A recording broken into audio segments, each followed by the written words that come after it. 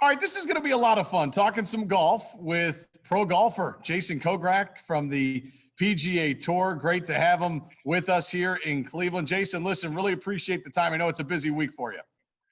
Yeah, catching up on all my stuff here at Colonial and the Charles Schwab Challenge, and being a defending champion, a lot on my plate, but very enjoyable.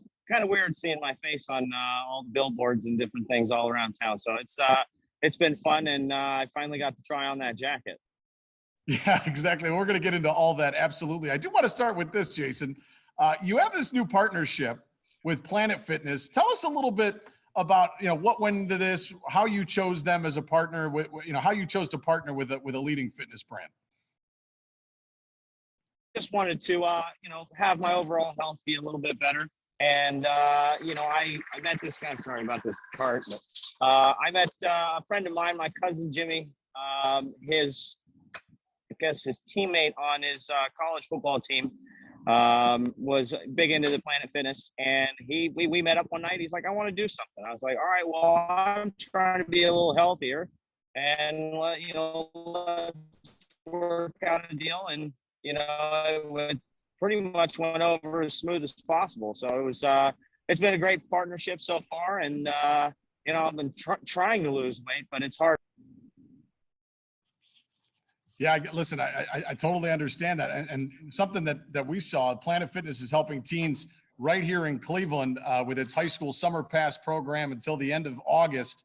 High schoolers ages 14 to 19, they can work out for free at any Planet Fitness location nationwide all summer long. I mean, Jason, why do you think that's important for teens?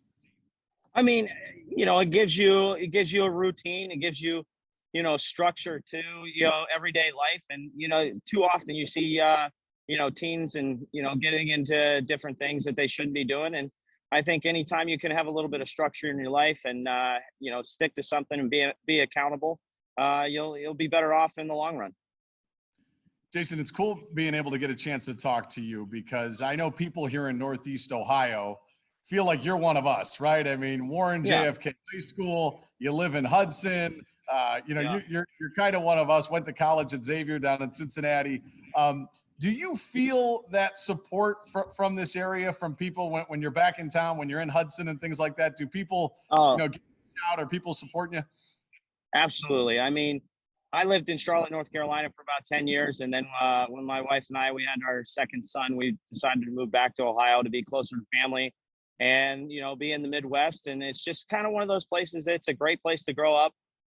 And the support I get, being a local guy, going to John F. Kennedy, I went to Xavier University in the state of Ohio. So, a lot of hometown support and a lot of family. And it's been a lot of fun moving back. Everybody gives me a little bit of flack out here on tour for moving back to Ohio, but I'll tell you what, it's been I played my best golf since I'm moving back to Ohio, so I can't complain at all.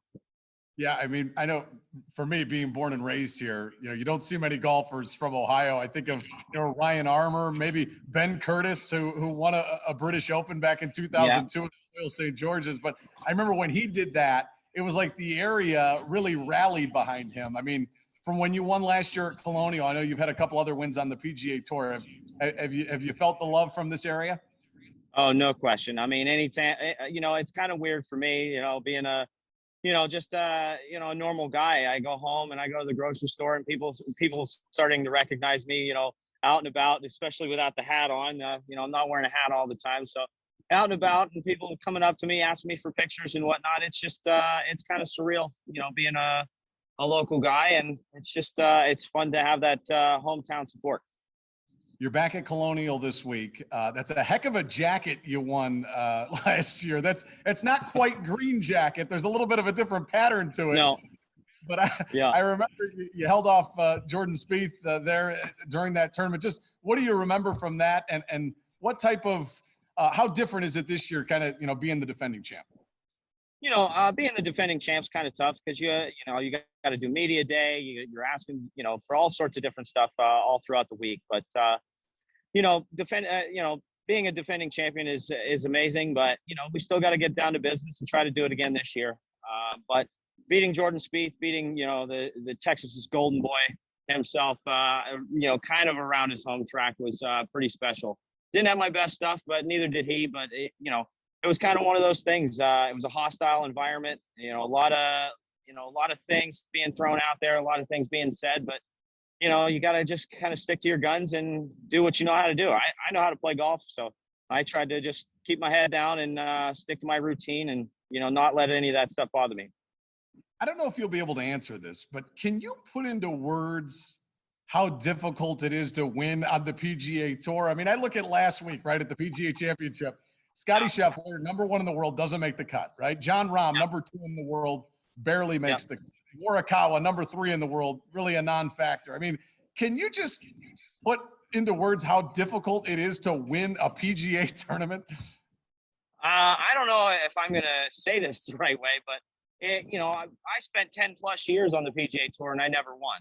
So, when you can spend your entire lifetime practicing, playing, and, never win a PGA Tour event. There's plenty of players that never win, but it's incredibly difficult to win out here. The guys are playing so much better.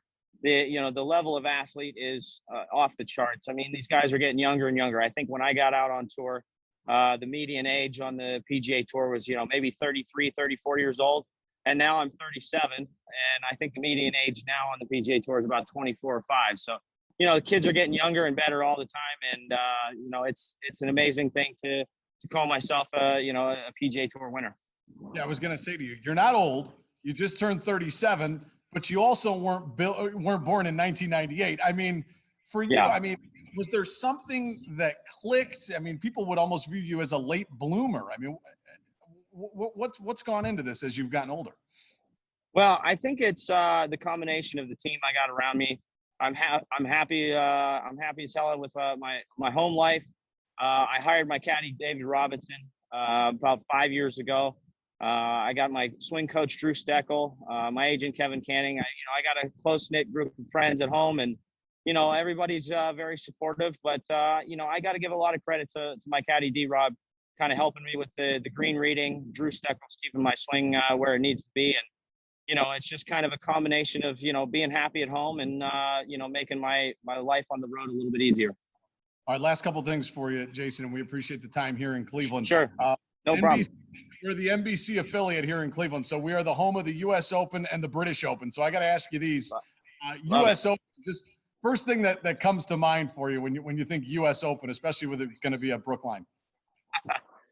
First thing that comes to mind is going to be long rough, small fairways, and some tricky pin placements. It's always the toughest venue that we play all year, depending on weather, but still one of the best golf tournaments in the world. I know you guys, sometimes there's some guys that say, gosh, this is just so terrible how difficult this is. I always sit back and relax and watch on the weekend because I say, now these guys know what it feels like to be me.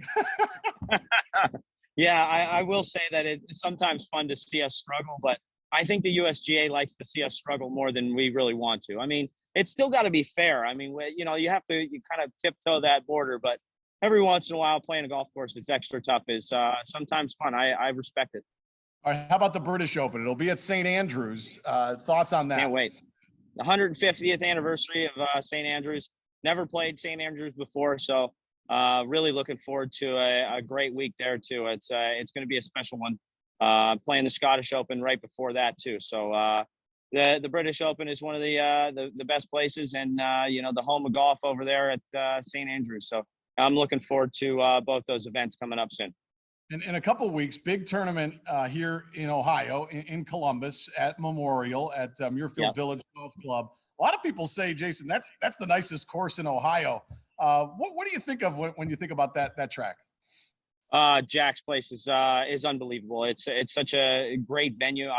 It's very, very difficult. I haven't played very well there the last couple of years. So last year I decided to take it off, and this year one of my best friends is getting married, so I'm going to take that one off this year as well. So probably put it back on the schedule by next season.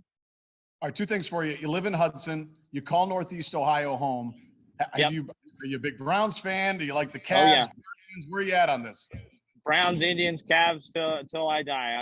I'm a diehard hometown fan. I do venture out with the hockey team. I grew up watching the Pittsburgh Penguins, so Ohio never had a hockey team. But big Browns fan, big Cavs fan, big Indians fan. I can't say Indians anymore. It's Guardians. Yes, that's right. And this is exactly why a lot of us are still pulling for you on the PGA Tour every week, because you like our same teams. That's great.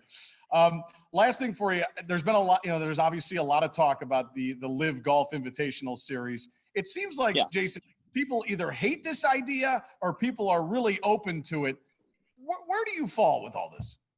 I think anytime you have competition is good for the PGA Tour. It's up to purses. It's kind of holding the PGA Tour accountable.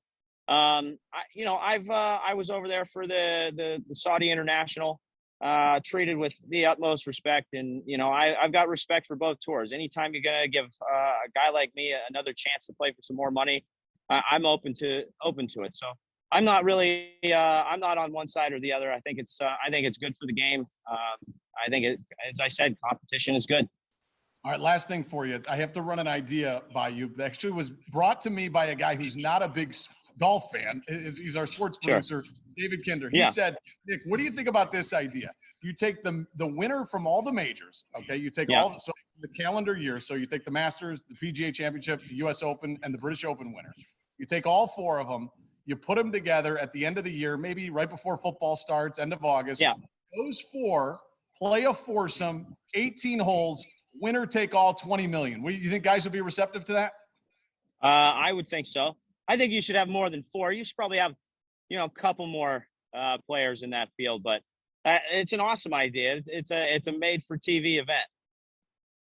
I mean, I'm thinking about, people are going to watch Tom Brady play golf. I mean, I'd rather see the guys that actually can play golf play. I mean, maybe we let the Memorial winner, the Players Championship winner. I think we're onto something here, Jason. I think we are. Let's start spitballing some stuff, and we'll try to put it together here soon. Jason, thanks for the time. Good luck. Appreciate it, guys. Thanks for having me.